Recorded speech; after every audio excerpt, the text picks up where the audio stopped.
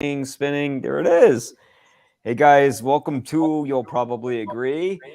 Today I have returning from the show Pat McDonald from Hollywood, Chicago, and Katie Glidewell, who was quite literally the blonde in front of us at the screening when we A went to go. misnomer. Yeah. When we went to go see the feel good movie of the year. Uh, which Family film. Family. it is Bring a the kids, family film. everybody. Yeah. Yeah, there's a lot of babies in this movie, so it's definitely a movie for the kids. Ooh, Show them spoiler. how they used to do it in old Hollywood. Yeah, it used to. But before I could even begin to get on my thoughts on this, I think I'm just gonna go around the room and just kind of jump straight into it. Katie, we were talking for a little while, I think, on our way back from "Don't Worry, Darling," which that was more forgettable than this movie. But what were your thoughts on Netflix's very uplifting Blonde, which is a story about Marilyn Monroe, which, if you guys know who Marilyn Monroe is, I mean, come on. Yes, I mean, it's labeled the fictionalized chronicle of the inner life of Marilyn Monroe. At many points in the film, do they literally look inward in Marilyn Monroe, which is very uncomfortable. But I admire the fact that I did not read the book. I know a number of Marilyn fanatics fans that actually told me not to read it, and they're like, look, we love you, we will not read that or see this movie. I'm like, okay, this is going to be interesting. And I like the fact that Andrew Dominic was really showing the brutal truth of Hollywood and taking away the rose-colored glasses and the glamour side of like what goes on behind the scenes, just the brutal, ugly truth of it. Thing is, it really emphasized on the brutality though. At one point I felt like I was just like a sadist. I mean, if you've seen Gaspar Noé's Irreversible, there's definitely a legendary I think 9-minute scene in that film, and this felt like I was watching a 2 hour and 45-minute version of Irreversible. The sexual let's see the degradation, I had to write this down. The degradation, manipulation, physical, sexual, mental, drug and alcohol abuse that I don't want to say they highlight, but they definitely put a huge spotlight on. I'm actually shocked that she lived as long as she did. I mean, not to mention I don't want to say absurd because, nothing is stranger than the truth, but the implications that they make, especially regarding some government officials and people in the government. But then also, I don't know. I mean, it just really, I was just going on and on whenever I would talk to people who saw it, because I don't want to spoil it for people. Although I'm like, do I want people to see this? I mean, look, she is phenomenal. Anna de Armas does an amazing job playing Marilyn. There are many scenes where, similar to Rocket Man, I could not. There's like, it's so uncanny how she looks like Marilyn Monroe, and never in my life would I have like when it's like, oh yeah, let's get Anna to play Marilyn. I never would have thought that, and it really does blow your mind.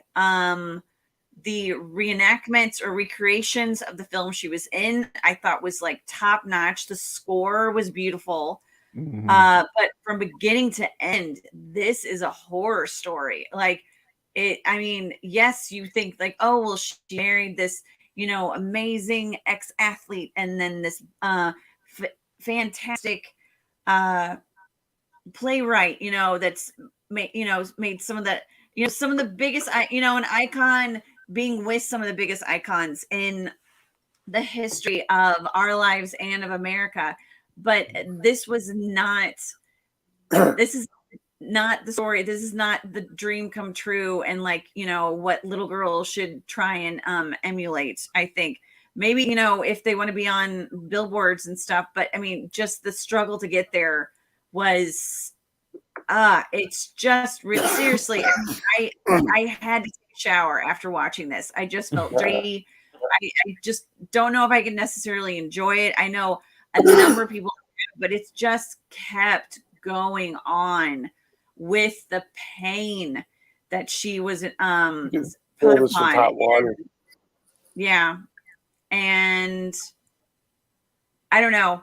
I mean, it's just what is true, what is not, will always be, that question. And they definitely made sure that the ex-athlete that we associate her with, I'm sure when his family sees this film, there's going to be some comments about that, because that's why the marriage broke up, though. That's why the marriage broke up after only 9 months. He was abusive in the marriage. Yeah, that's Joe DiMaggio, by the way. Yes, Joe DiMaggio. Even though they make sure not to say that in the film, I don't know if they actually say her name. I froze up. I don't. Okay, I'm good. Okay, I'm back. But yeah, those scenes. Wow, that was. I mean, I had heard. I knew about the abuse, but to see what they. I mean, they took it to an 11 with the way, because I don't see how she was not hospitalized after the scene that they portrayed in the film.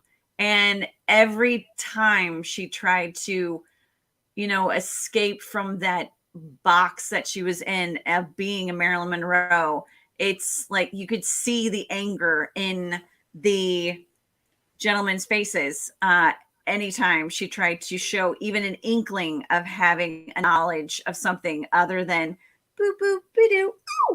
And that was frustrating. And you can see, and again, Ana de Armas, I could see her being nominated for this role. I really do think she embodied it, head to toe, start to finish. But yeah, I don't know if it's gonna. After a week, I'm still letting it sink in, because it is. Whew, it's it's hard. My thing is, and I said to Mike, I came in a little tentative because I'd heard some things about the novel.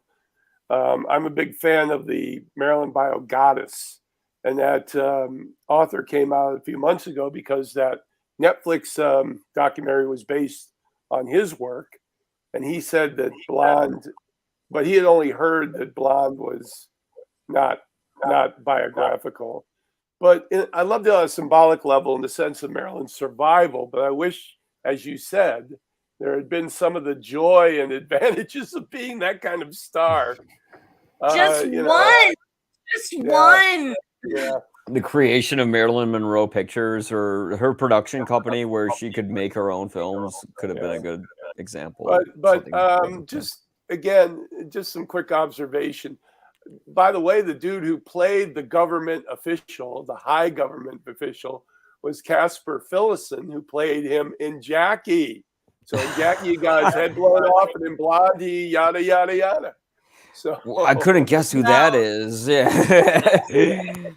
Actually, you could say Pat, you said it. He got his head blown off in Jackie, and yada, yada, yada. In Blonde. Yeah.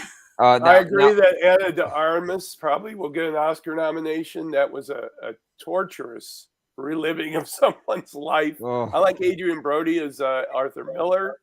I did not know she had a polyamorous relationship with the two sons of major stars, and I looked them up, and it turns out that they had the timeline on them completely wrong. And, that was odd, but overall, to me, it was about survival in Hollywood. you know, and the fact that you could be the most powerful box office draw ever, but you have no power if you don't have control.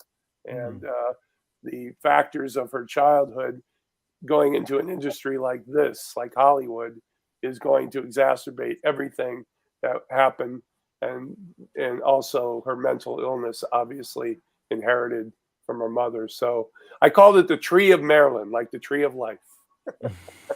Yeah, it's. I have to agree with Katie at a certain point where I was actually reading Christy Lemire's review on RogerEbert.com about this movie, and it's a film where there's a lot of movies about Marilyn Monroe's career where it's about how she was abused and neglected, and this movie's just kind of exploiting her all over again, it seems, where it it's almost like it's showing us the shock and trauma of what it's like to live in Hollywood, and it's sort of playing that motif like a broken record almost, where you just can't stop but seeing her continually being the victim and being abused, where you don't see her triumphs. And again, this isn't a triumphant story. This is a story about someone who committed suicide through alcohol and barbiturates, by the way. Our show takes place in a bar.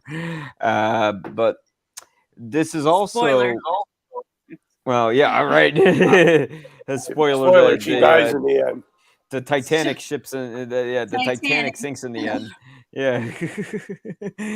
But I wish they did lean a little more into her intelligentsia, because she certainly, I mean, I'm not by the further stretch of the imagination a Marilyn Monroe historian. By, you know, like the most I've seen from her was Some Like It Hot. I know about the famous photo with the underwear, and I know that she was a sex icon, and I could guess how she got to that position. And I felt like this movie kind of made that point within the first few minutes of the film. She saw a producer, his name was like Mr. Z, they call him in the movie. And that stands for the name of somebody else whose name I can't remember. Yeah, Daryl Zanuck. Yeah, Daryl Zanuck in the movie. And I wish I just saw a little more to Marilyn than just, oh, she's screwed up because her crazy mom and her horrible, neglectful upbringing gave her that, especially when it takes place in a place like LA where it's supposed to be glitz and glamour and all that. And of course, it's the dark side of that, but we've kind of seen that already, you know, a lot of other times. And I guess I would like to see a movie that's a little more about Marilyn than just sort of her downside. Yeah, I would think this would be difficult for somebody who came in who knew nothing about Monroe, because you would come in, maybe your impression is some movie you saw on The Late Show or Turner Classics, and then you come in and you see this movie, supposedly your background of her life, and all it is a torturous 2.5 hours of a woman being abused by the system. Well, you're like, well, what is this? Is that all there is about Marilyn? You know, maybe you'll stop there. I don't know, but it'd be interesting to hear through the eyes of a complete newbie what would be the impression of the film. Well, it does make you feel like what it's like to be her. And I have to say, like, as a first person perspective, especially on a technical level, the movie is like unforgettable. You know, good or bad, you're not going to forget what you've seen. They took a lot of the photo shoots that Marilyn had done over the years, Andrew Dominic, and recreated them in the scenes, which I thought was, you know, there's that Marilyn in the actor's studio in her black turtleneck in black and white, and they recreated that. And the sundress scene with Arthur Miller, that was a very famous photo shoot that she did. So that was an intriguing use of scenic atmosphere But the fetus is floating. I was like, oh, this is a little much. I think that's I when you remarked said to you, "what the Mike, fuck" next to me. You're like, "What the fuck?" You know, when the fetus is talking, and I have to Well, say, I and was also, sorry, and also, like, when we're getting to the fetus part, it that I mean, there's a number of acts of the film that I thought, I'm gonna say insulting, but it was, I mean, there was one aspect of the fetus part that I thought was very insulting, where they almost go into this like extreme pro-life thing when, I mean, the instances that she had that they showed were horrific. I mean, if that is even especially that close to last what abortion. happened to That her. was so weird.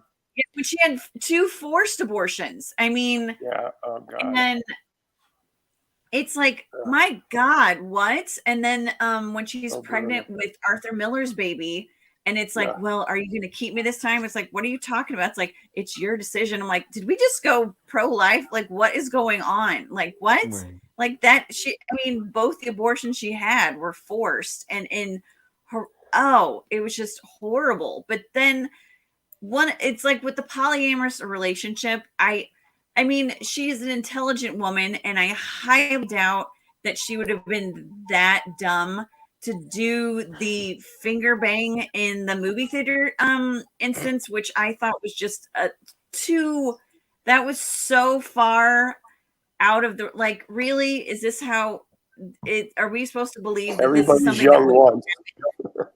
yeah, with the most famous female movie star in the world, and then two, it's like, I mean, I'm not saying something didn't happen, and I'm not saying they probably didn't have, if that was a relationship they had, but I highly doubt they would have been that gratuitous in public in the 50s to be doing that. I thought that was Sure. little insulting, and it's like, really, it didn't, I mean, it's like, who, come on. It just made her, I mean, every step of the way she just like kept getting used and used and used. And also when she's like talking about gentlemen prefer blondes, and with her agent and going over the money with that, I actually love that scene. And it also confused me, like, why would her agent not be trying to get more money for her because he gets more money himself? It's like, that's just bad business. Well, So she was under contract. That was the point. And, yeah. in those days, the studios made them slaves of the system. I wanted to make one point about the recreations, which were awesome, like you said, Mike. I was looking at the recreation of Some Like It Hot, one of my favorite movies. Mm-hmm. And I'm looking at the actors playing Tony Curtis and Jack Lemmon. And I'm like, God, that guy looks exactly like Jack Lemmon. Where'd they find him? It's his son, Chris. Yeah. Well, what do you know? It was so cool, though. I mean, the fact that he got to go full circle. And I know Chris is much older now than when Jack played that role. So Right. And the thing is, I will say, when I'm watching this movie, like, I knew Marilyn Monroe's life was tumultuous. I didn't know it was that bad. And the movie does kind of give you this sense of like how horrible it is. But at a certain point, it does sort of become masochistic in it, where I'm going, okay, is Anna de Armas okay? Like, apparently this is like a 2-week shoot. hope they had an on-set psychiatrist.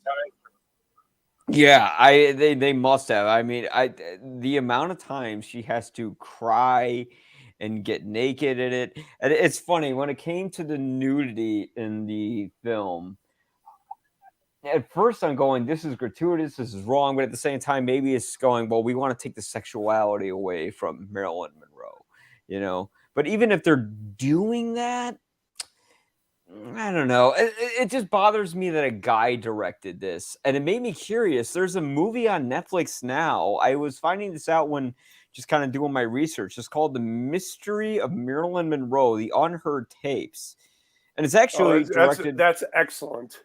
Yeah, and everybody hated it, and I never understood why. It was really? Like, that's the one that it's the author who did Goddess had done all those audio tapes in the 80s. Yeah, now that's what I was Ah, wondering. Is that a much better movie? And like, does it actually show more It to does Marilyn than show just like she it knows does show the Dostoevsky? negative But side, but it also shows a more contemporary feel because the incident of her suicide was only 20 years old and people were still alive who could remember. So mm, yeah, it's different. I thought it was just excellent. Now that was directed by a woman. I talked to her.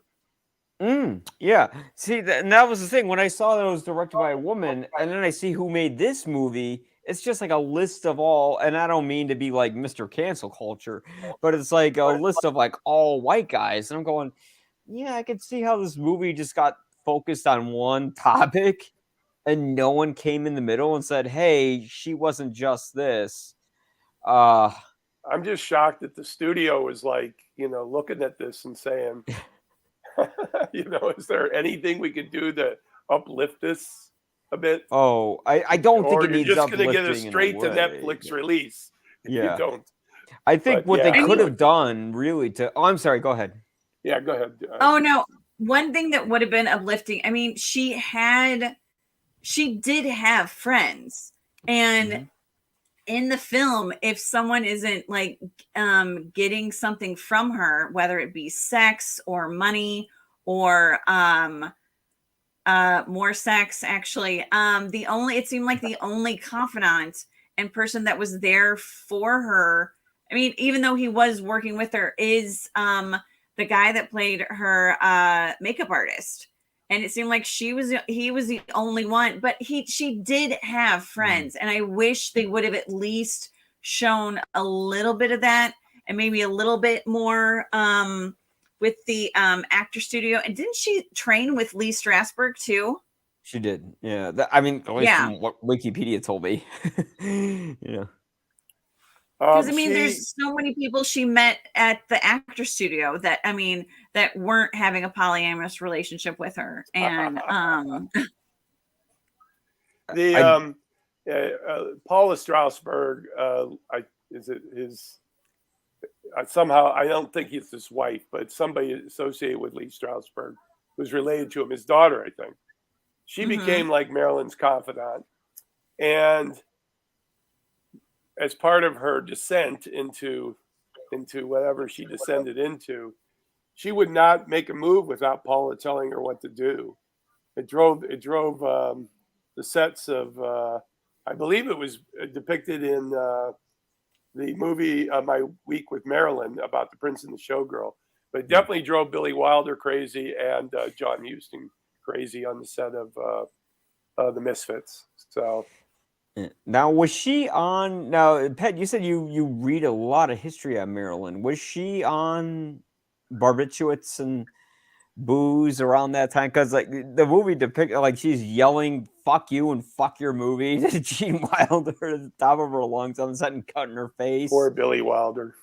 Billy Yeah. Wilder. Uh, he she used she was a pretty big user Mm, and had trouble modifying the levels in which she would come into it, and had doctors who were accommodating her. mm. It's hard to fathom the levels that she was going to, and if you believe the conspiracy theories, she was injected with barbiturates the night she died. Oh yeah. Now, okay. Now, when we come to conspiracy theories, is there a conspiracy that? And I'm gonna give away spoilers. So, do I have the same? Do I still have my spoiler banner? I might. Whatever. If you did it before, sorry, I should have. Well, I did say spoiler with, we started spoiler that she did die. So Yes, and I think we could say also that it's shown that she has an affair with John F. Kennedy. Oh yeah. Well, You okay. have the spoiler Okay. thing going. So here's my problem with the John F. Kennedy scene. Has anyone seen? I think Naked. I mean, I'm sorry, I'm screwing up my words here. I know. Katie told me she did not see Naked Gun 22 and a half. I'm wondering if Pat did. When Which one they're is oh which no, one? I've seen that. Which one in the Naked Gun the series? second one, Naked Gun 33 and a third. that's the Naked Gun third one. 33 and a third. That's the third one. That's the Is there a one third with one? yeah. That was the one with the It's hard. Oscars. It's hard to distinguish them as separate plots. But Right. what are you saying here? Well, the scene with JFK where she's giving him a good time, I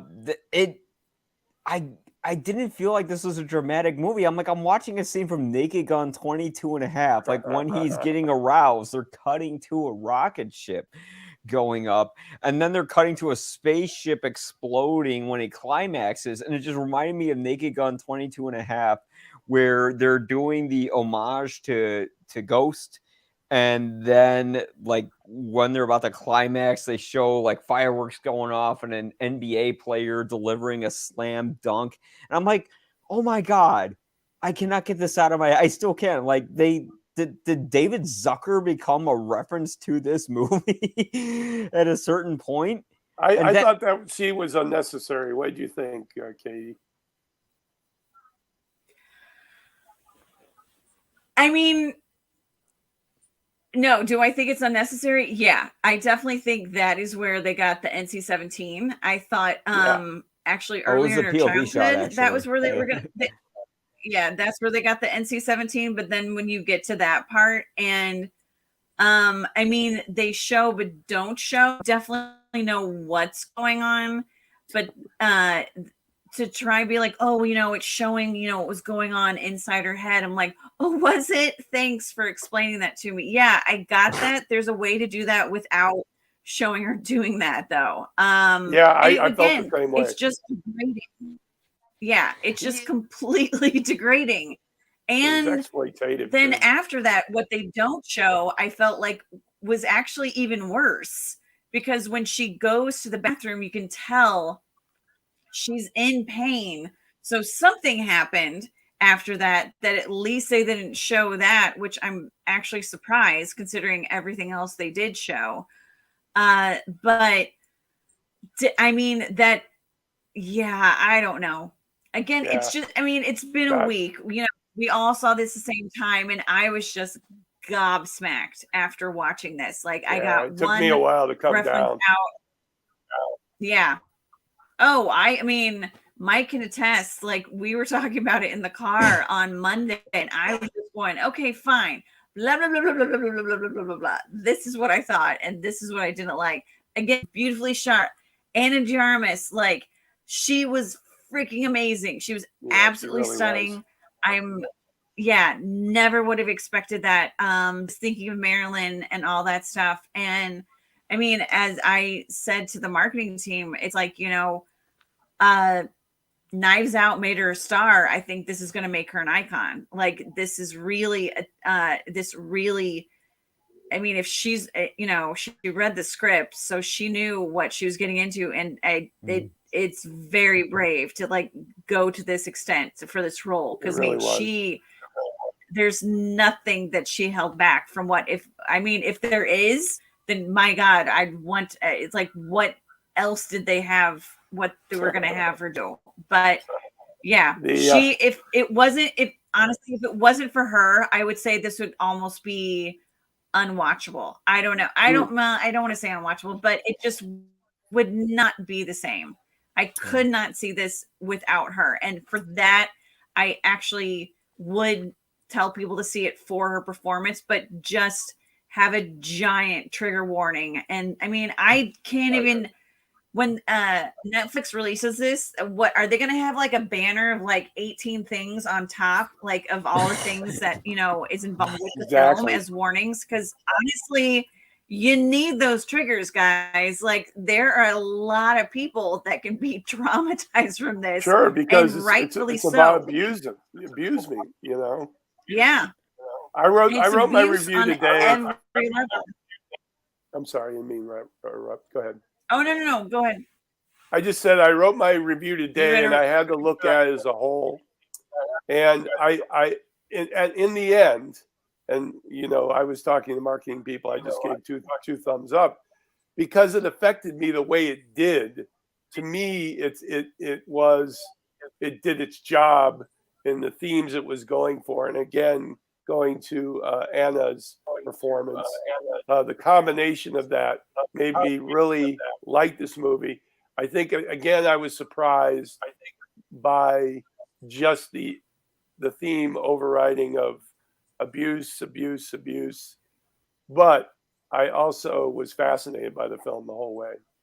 I mean, it's a long film, and Yeah. usually I have to get up once to go to the restroom as an old man, but I did not get up once. Yeah, that's right, because the last 50, 48 minutes of the movie, that's where it like just I'm a glutton for my own punishment. I watched it again last night through my yeah. I was kind of like because the thing is I can't get Nick Cave's score out of my skull. Like I love fucked up dark atmospheric things, and just that where he's just taking the synthesizer and it's going wow wow wow wow wow. Like this is a movie that whether you love it, whether you hate it, whether you anything, like this is a film where you're not going to forget what you saw after you saw it.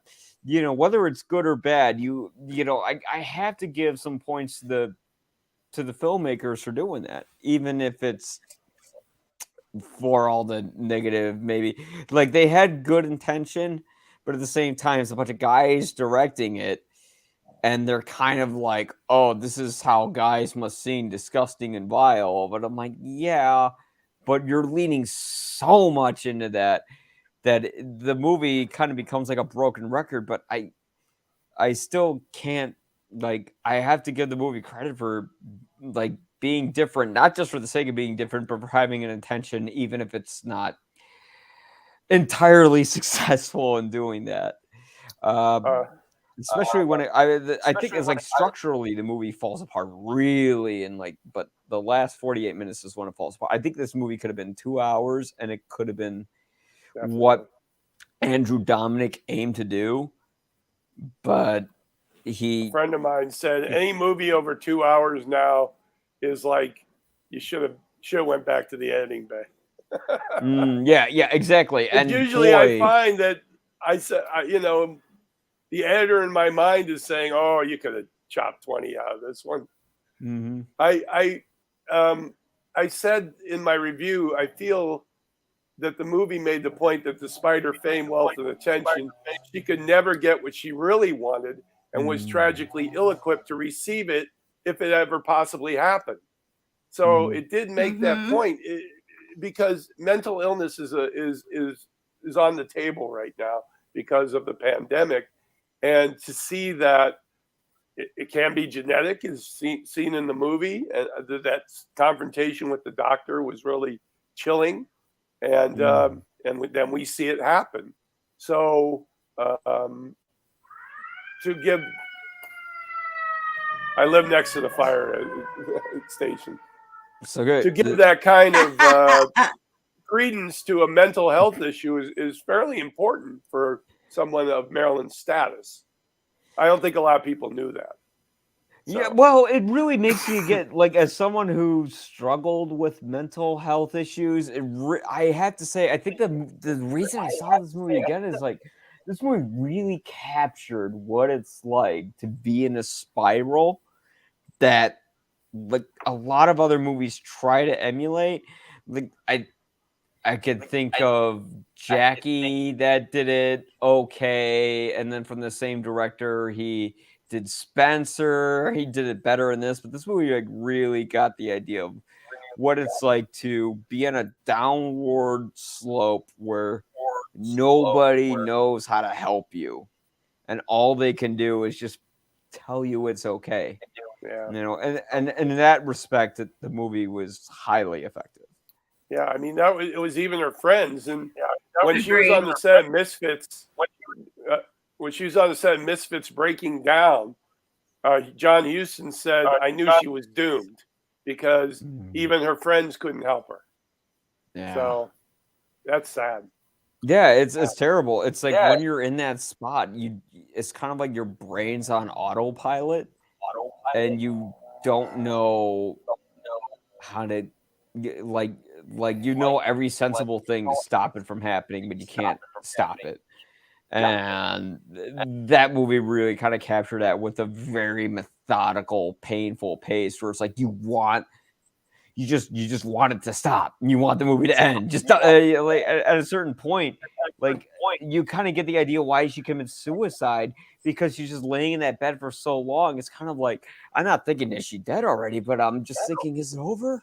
I can't I can't handle this.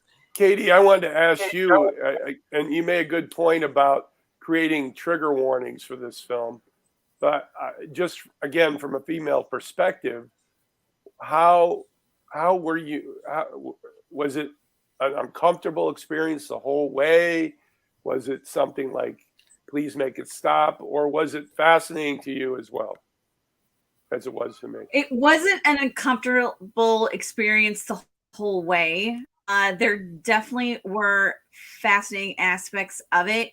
One of the things that broke my heart is, yes, there is a history of mental illness, and especially as you point out, Pat, when she talks to the doctor about that, and she has that realization, you know, what's going to happen when she has. But when you have, when you trying to have this better life, and then, you know, this touchable being that's been in your life but hasn't been in your life, and it's just it is this tease that she was given, and then at the end when the reveal, that to me was one, I mean, that, because I feel like that tease actually triggered a number of her mental instabilities, and it was just this whole thing, because it's like every man she then became involved with, as soon as they had this like intense relationship, she would call them daddy, and I'm like, oh, yeah. Did this really happen? I don't know. I hope not. That made my skin crawl. Yeah, I mean, it was just, it's like, oh no, this is but then the reveal of, like, because I mean, honestly, I think that was the catalyst for, I mean, a number of her breakdowns, like all this stuff. It's like the confusion, the manipulation that was going on, and then when the reveal happened, I was like, that to me was honestly one of the most horrific part. Actually, that was the most horrific part of the film for me, because all of that hope and all, like, her realizing, like, these were the two people that she actually loved from the beginning, and that she told all of her secrets to, and that she was actually Norma Jean with. Like, she was Norma Jean with other people, but it was mainly Marilyn. And I feel like in the film, she was truly like Norma with these two people, to find out that they're the ones who used her the most. And that to me was the biggest heartbreak. There were certainly the whole fetus areas were uncomfortable. The sexual things weren't uncomfortable, just at some points that, as I stated, that was just a little bit ridiculous. I mean, even if, you know, a little bit randy and stuff like that, it's like, come on, that's not, no, I don't see that really happening. I think that's more for, you know, an audience to like, oh, this is something that happened, and you know, get a little dirty. I'm like, I honestly didn't think that was necessary. But yeah, I mean, if Anna didn't play it the way it was played, I don't think I would have enjoyed it the way that I did. I do think it is a well-made film. I mean, despite the almost, I don't want to say they're comical, but just completely somewhat ridiculous implications that are made. And again, it's like taking what we know and then taking it to a 20. Like, forget 11, you're taking it to a 20. And that, I mean, turning up the volume a bit. Yeah, exactly. It's like, this goes to 11. It's like, no, we're just going to 20. It's like all the speakers have blown. It's like he didn't want to try to go to 11. And he accomplished that. So I wanted to make some observations about, because I've, you know, just made my acquaintance with the blonde in front. So the observations, of course, is I saw you doing your famous selfie with the marquee, which I thought was a It was a magical moment for me. And then I remarked that just like the Bob Dylan album, it's blonde on blonde. And you looked at me like, what are you talking about? And Blonde on Blonde. No, actually, you said. Blonde on Blonde is the 7th studio album by American singer-songwriter Bob Dylan. Releases a double album on June 20th, 1966 by Columbia Records, yielding the hits Rainy Day Woman, number 12 and 35, Everybody Must Get Stoned, I Want You, Just Like a Woman, and Visions of Joanna, 4 of his greatest songs. So there was the reference. There's the explanation. You can flush that down now. Oh no, I put that in my post. You doing your selfie was like, I'm nervous now. In terms of marketing, that was the perfect, you know. You literally sat in the front. Man. Yeah. Awesome. I'm more like a dirty blonde. And she did not sit in the front row. I have to dispute. Oh, well, it's not the very front, but it was frontish, you know. Frontish is not. It's not the blonde in the front. And you know, it was in front of you guys. Blonde in the front. It was in front of all of you. Yeah. I don't advertise myself as the Uber critic in the front. I must say. Well, I have to say, I'm just kidding you. The cinematography of the movie and a lot of the technical aspects of it are just out of this world. What do you think of the ratio change of the screen? I kind of felt at some point, is this necessary? I know it's artistic, but is it necessary? Like when they're switching to color to black and white, or like, were they going from a 4:3 to a 16:9, or to the widescreen to the semi-widescreen, like the 16 millimeter sort of film stock? Well, no, like the old Hollywood ratio was sort of like a square. That's why all those movies fit so well on TV. And then, of course, to fight that, they went to CinemaScope, which is what we're used to. I don't know the numbers, but I'm trying to describe it. Yeah, like 1:35 and then a 2 by. And at some point, I'm like, you're just doing this to show off.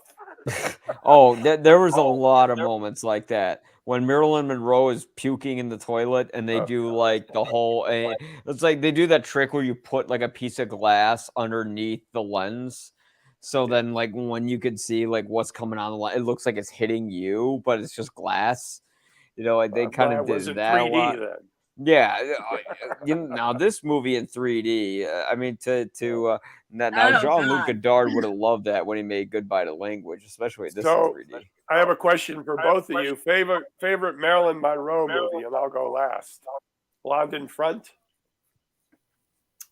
Favorite Marilyn Monroe movie that you've seen. My favorite Marilyn Monroe movie is All About Eve. I've only seen Some Like It Hot, so. Okay, well, there you go. Easy. Yeah, and it's easy. It's a Billy Wilder film, so you can't go wrong with it. Yeah, it's one of the greatest comedies ever made, as they say. But mine was recent, actually. Within the last couple of years, I finally caught up with John Huston's Asphalt Jungle. A 24-year-old Marilyn Monroe made the same year as All About Eve. Oh, I have not seen. And she plays the girlfriend of the main. It's like a heist film, and the main heist guy, she's his girlfriend, has amazing scenes with him, and she looks like she's about to leap out of the screen. She's so luminous. You could tell that she was going to be a star just from that film. Well, she could act. It's just, people thought she was this pinup sex model in a way. Although, like, I mean, if you really think about it, she was sort of like one of the first images of sex positivity, maybe. I'm not sure, or like one of the first movie stars to really. I don't know if the 50s looked at it that way, but maybe. I don't know, but for something that transcends beyond time, she was. But again, that's maybe because of her very abrupt, tragic demise. She walked away from it after 7-Year Itch. She really wanted to. Like she established her own studio. So then she could take on more dramatic roles because she was intelligent, but people just wanted her to be Marilyn. Had she had more stability and some better financial advisors, she would have been like Lucille Ball, like one of the most powerful people in show business. Yeah, not Uh, yeah. I think, and that's probably what she really wanted in the end was like she wanted to be kind of like Lucy and be someone who was a woman in the industry that really made a difference. But do you guys use star or yeah, ratings out of my 4 or 5? Guinnesses. Did you Yeah, we do did it out you of do the you have old that, 4-star Katie? system. Yeah. So like I mean if I I were to give this movie Guinnesses, I'll let you guys first, but I'll rating. Go ahead, Katie. Yeah. Do you do that? so if I were to give it how many red glasses, I would give it yeah. I would give it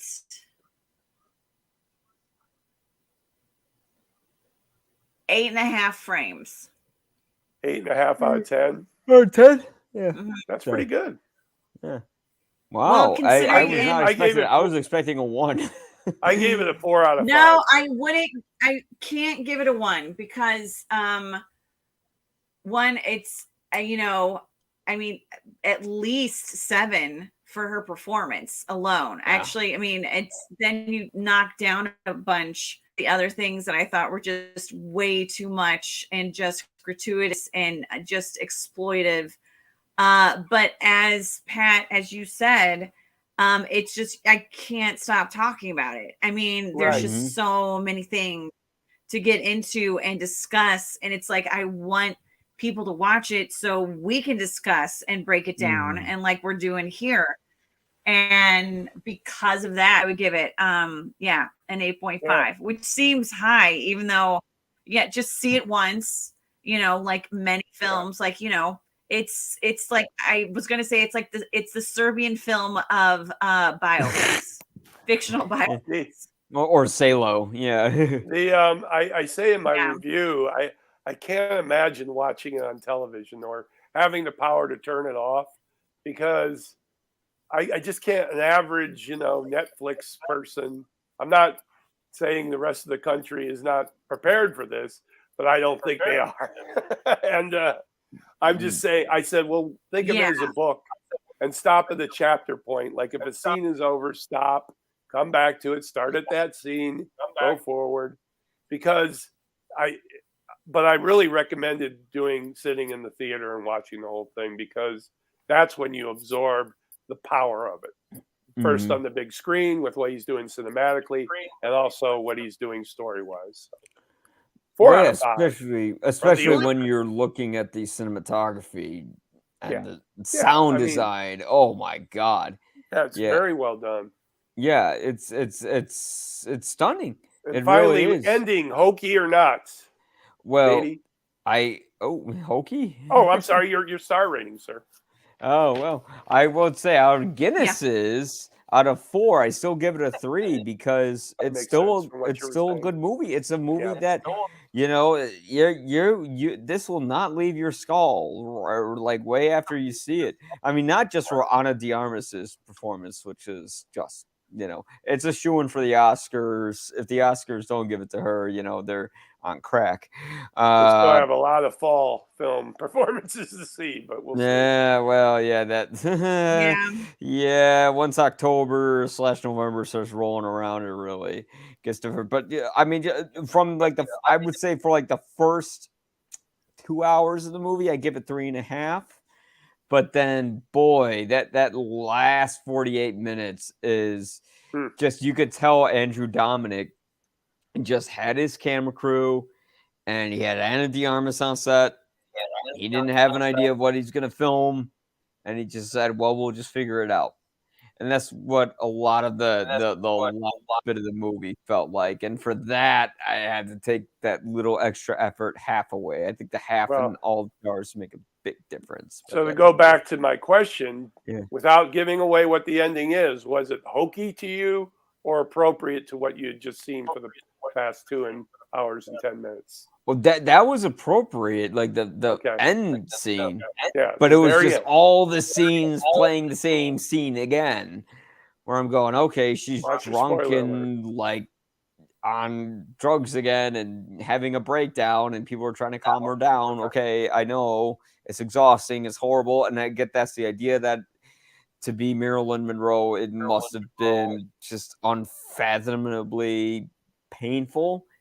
But dear Lord, like, I think we got the pain and how she was exploited when she was raped, like within the first few minutes of the movie. I didn't need to see that again and again and again and again and again. And especially when it goes into, a lot of movies do this. They go into like wild, crazy conspiracy theories at the last bit of it. Like, like Interstellar, for instance. Like, it goes off from real science and then it goes off Tree of of Life. wild theories. Yeah, Tree of Life. Yeah, Now- yeah, it's all that.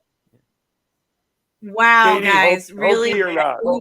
I call it the Tree of Maryland. I mean, not hokey, but I'm just laughing with the comparisons to Interstellar and Tree of Life. I mean, I know you're not comparing, but it's like to bring either of those movies into what we're talking here. It's like I did not see it going there. But what did you think of I was thinking ending? the bookcase where it's like, that wouldn't happen. And I'm just going, wait a minute, the CIA, blah, blah, blah, you know. And that's Do what I I think was it's like, hokey? No, I don't. Okay. I don't think it's hokey, and I do we've all said, to be a captive audience in the theater that's the way to truly see the film, because you can't. I mean, yes, you can go to the bathroom and you're going to miss something, but it's just to be in there experiencing everything that you're seeing, and just inner uncomfortableness. And also it's just like, oh God, I just feel like a voyeur. Like, I'm watching these horrible things happen to this woman, and I want to call the cops and make someone pay for what they did, but you can't, because this is what she went through. So that was 60 years ago. Yeah. I did not think it was hokey either. I just thought it was appropriate to what the story they told. It was like, if there is some sunshine to be experienced, maybe, before the end comes up. After seeing that in Pearl. Oh, now you see, I still have not seen the X anthology. That's something that It's only the second. I don't know what the third will be. Oh gosh, is there going to be a third? I know they filmed it at the same time. January. I don't know if they filmed Maxine. I think they did. They should have. It seems like they did, but yeah. Did they shoot them all at once, or did he come back to that location? You know. I don't mean to get off on a whole nother movie. Yeah, X and Pearl, I believe, were shot all at once, and then Maxine, I think, was also shot at that same time, because Mia Goth got pregnant, so I don't think she would have been. She would have had to have shot Maxine within the past few months to do that. But they don't show her Maxine, so who knows what she looks like. But yeah, that's a whole different I didn't mean to bring instability, mental illness right there. Yeah. Well, it's funny when it comes to, I guess the only last question I would have is, when it comes to a movie like this, should you see, is it okay that it deviates that much from history, where the dramatic license speaks more truth in its fiction than the actual fact of the matter? Or did this movie need to hold back by a significant degree? It's fiction. I mean, if they're not showing it as the biography of Marilyn, they're showing it based on a fictional novel about the Marilyn Monroe life.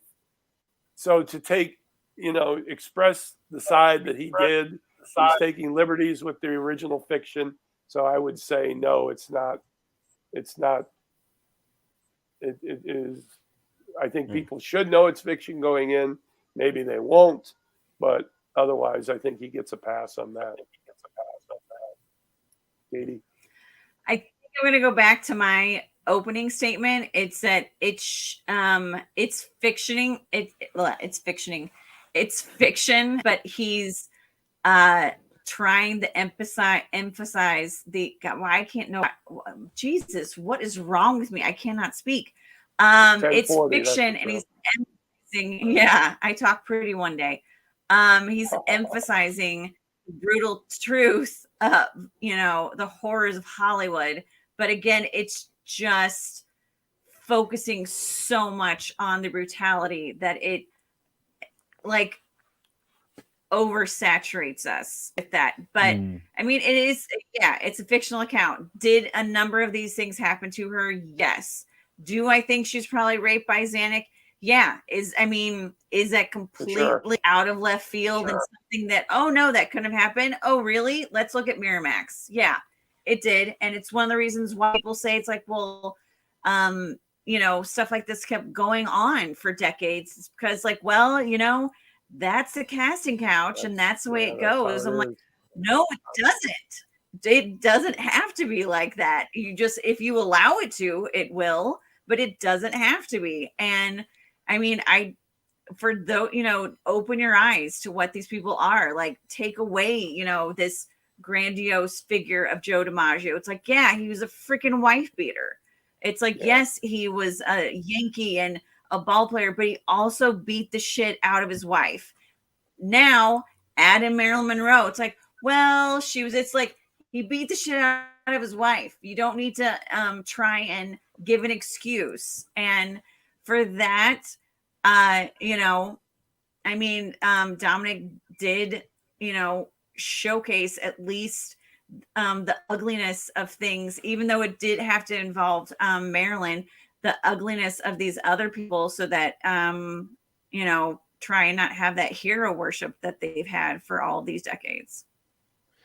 Yeah. I'll my closing statement will be 2 quotes about Marilyn that I really like. The first one is, they go to bed with Marilyn Monroe and they wake up with Norma Jean Baker or Mortison or whatever. And the second one is from Arthur Miller. They called her a dumb blonde. She was neither dumb nor a blonde. Mm-hmm. That's right. So maybe people you're don't know hiding that. something there, Ms. in front. Well, there was that moment where she had the interview and they said, "Are you really a blonde?" She goes, "No." And then the people who put on her costumes, her costume designers, so to speak, or stylists, they sort of nervously, loudly laughed. And of course, it turns out, yeah, she wasn't blonde. She was what, brunette, something like that. And then she dyed her hair blonde, but brown hair, yeah. She was a strawberry blonde. Yeah. Yeah. Yeah. But of course, like strawberry blonde hair. And I mean, that quote that you said, Pat, is also the same that Rita Hayworth said, that she's like, they go to bed with Gilda and they wake up with me. Yeah. Well, there's a lot of misquoting. Yeah. Especially from Abraham Lincoln.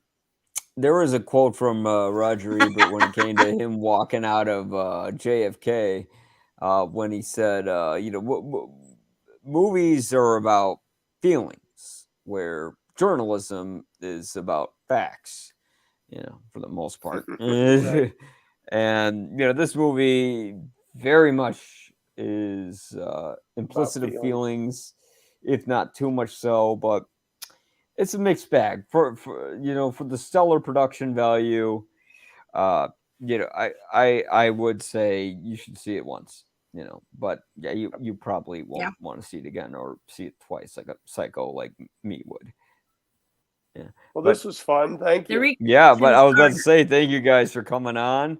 Pat McDonald from Hollywood, Chicago, Cati Glidewell from The Blonde in Front. All of the information to their online stuff is available in the description below. And of course, if you liked what you saw, feel free to subscribe, like, comment, all the stuff you usually know when you hear YouTube videos. And thank you guys so much. And after you see Blonde, if you feel depressed after it, I don't know, go on Disney Plus or something. But yep, thanks so much, guys, and I'll see you another time. All right.